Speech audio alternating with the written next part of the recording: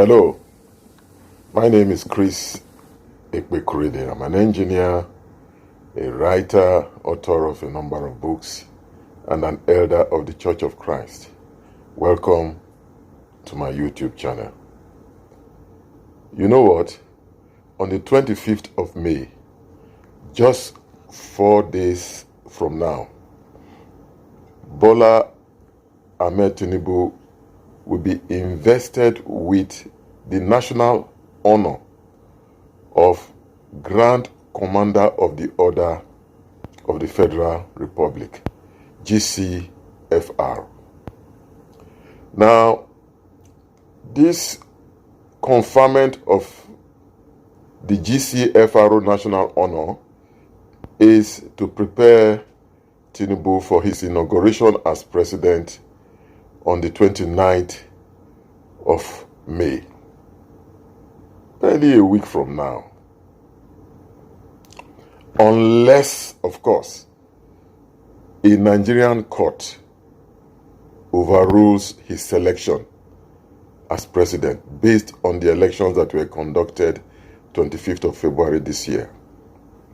Now, the GCFR is the highest national honor that can be bestowed on a Nigerian citizen. Typically, all presidents become recipients of this national honor.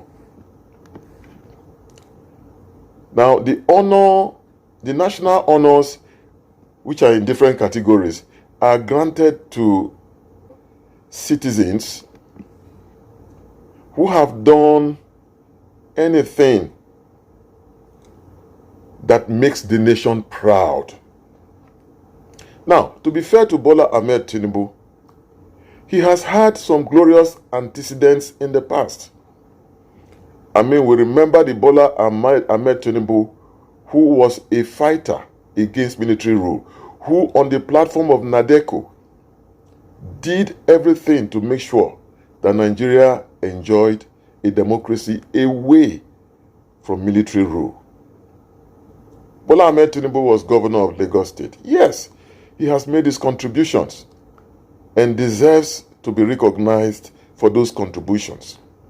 But when you look at his recent antecedents, you wonder, is this a man, based on what he has done in recent times, worthy to be honored with the GCFR? A man who gathered his supporters together and told them, grab the presidential election, take it by force, and run with it. A statement that instigated people to unleash mayhem on citizens who merely wanted to vote. A statement that has plunged the nation into the worst and the most notorious election ever conducted. Ever. An election so bad. Today we are in election tribunals, both at the federal level, at the state level, arguing over the way INEC conducted the elections. Billions of naira are being sunk into election petition matters. The INEC itself budgeted 3 billion naira just for petitions. The Labour Party is spending, PDP is spending, Bola Ahmed Tinubu is spending, other political parties are spending, INEC is spending. In my assessment, by the time we are done with these court cases, this nation will probably have sunk in more than 20 billion naira on election petitions, all because we conducted a useless election. Now, of course, Bola Ahmed Tinubu can be removed from office after he has been sworn in. Okay, he can be removed from office. And I am convinced that the judiciary is going to do what is right. And even if he is sworn in on May 29th, it will not stand the test of time because the tribunal will do their work. I am convinced about that. But it will be too late then, because the honor of GCFR, once given, is given forever. Why do I say so? You will remember that in 1993, Chief Ernest Shonikon became the interim president of Nigeria following all the nonsense that followed another ill-fated election, the election that brought Moshood Abiola, or that could have brought Moshood Abiola to power as president, which election was annulled by Babangida. Shonikon was president for only 3 months, but for those 3 months and for the rest of his life until he died, he enjoyed the benefits of an ex-president. He did. So all Bola Ahmed Tinubu needs is to be president for just 1 day. 1 day. And he will enjoy all the benefits of a former president. That is the dilemma facing us. The fact that even if the tribunal throws out this election, we will end up with someone as president who didn't deserve to be president. Now, Nigeria has had 14 presidents, prime minister, heads of state since independence, and 6 of them are alive today. Buhari is one, Gowon is one, Babangida is one, Abdulsalami is one, Obasanjo is one, Goodluck Jonathan is one. And all these presidents and former presidents are entitled to the full benefits of one who had been a president of this nation. And as they stand, Tinubu might soon join them. Now, if you think this is not important, let me try to reel out, let me try to explain to you some of the benefits of a former president of this nation. Number 1, all these living presidents, living former presidents, are entitled to 6 security details and personal aids. 6 for life. We go to follow them up and down. They are entitled to a well-furnished office at any city or in any city of the nation of their choice. They are entitled to a 5-bedroom apartment. And don't ever think that this apartment is the one you are living in. They are entitled to vehicles. The law says vehicles. It doesn't even stipulate the number. Vehicles that are replaceable every 4 years. New vehicles, so not to Kumbo. They are entitled to a diplomatic passport for life. They are entitled to free medical treatment, which can be outside the country. Do you make the connection now? Why? Why all these people keep going abroad for treatment? Now you and me, now they pay.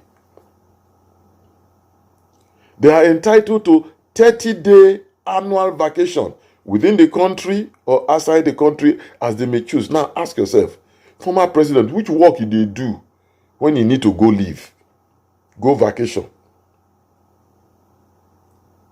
Now, after all this is said and done, when eventually the former president dies, his wife will be paid 1 million naira per annum for the rest of her life, unless, of course, that wife remarries or dies herself.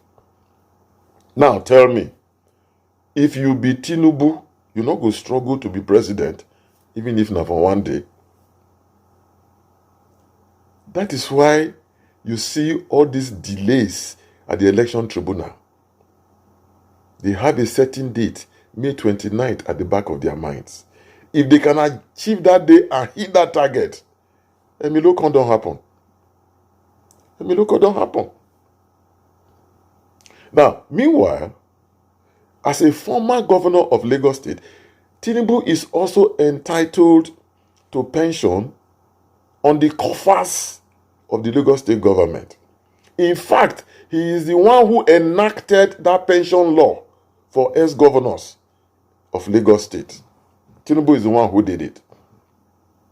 Now, that pension law gives such hefty allowances to all former governors of Lagos State that someone who woke up one day and said, no, if we allow these allowances to continue, it will wreck it will wreck the finances of Lagos State. That was in 2021. So, Sanwo-Olu boasted that he was going to abrogate the pension law for ex-governors. He boasted. For where? The boast was an empty boast. He could not achieve it. You see, greed is a dangerous thing. Once it has infested you, it makes you lose your thinking. Sanwo-Olu and the Lagos State of Assembly only managed to divide into two the entitlements of ex-governors of Lagos State. Abolish ko, demolish ni. They couldn't do it. Now, let me explain to you. Even half the benefits that they finally agreed will apply to ex-governors. Listen to them. From what I read up, a former governor of Lagos State is entitled to 2 new cars every 4 years. He is entitled to 50% of the salary of governor for life. He is entitled to another free medical treatment with his family. Do you wonder why Tinubu keeps going to France every 4 weeks? It's on the coffers of the Lagos State government. He's entitled to it. A former governor of Lagos State is entitled to a furniture allowance. He's entitled to a house maintenance allowance. He's entitled to a utility allowance. He's entitled to car maintenance allowance. Maintenance allowance for new cars. So he's also entitled to entertainment allowance. If I mention the financial values of all these allowances, you will be dazed. A former governor of Lagos State is entitled to a personal assistant for life who will be earning nothing less than 25% of the salary of the governor. He's entitled to 4 policemen and 1 DSS operative for life. If Tinubu becomes president for 1 day, you think about this. He might just combine the benefits of an ex-president and an ex-governor. That's what is going to happen. If Nayunko, that is what is going on. But the question that should be asked is this: should we really combine the pension benefits of former governor who becomes former president? Should we do this? What is wrong with us as a nation? What is wrong with us? What did they take all this money they do? I'm right now. They say, what did they take this money do? It's all about greed. That is why the cases in the tribunal will be adjourned and adjourned and adjourned until Emilokon gets his 1-day presidency. God, they look them. As we they pray, God, they hear our prayers. All this nonsense, they go end very, very soon. I don't talk my own, no. Please like this video, share it, and by all means subscribe to my channel. And see you next time.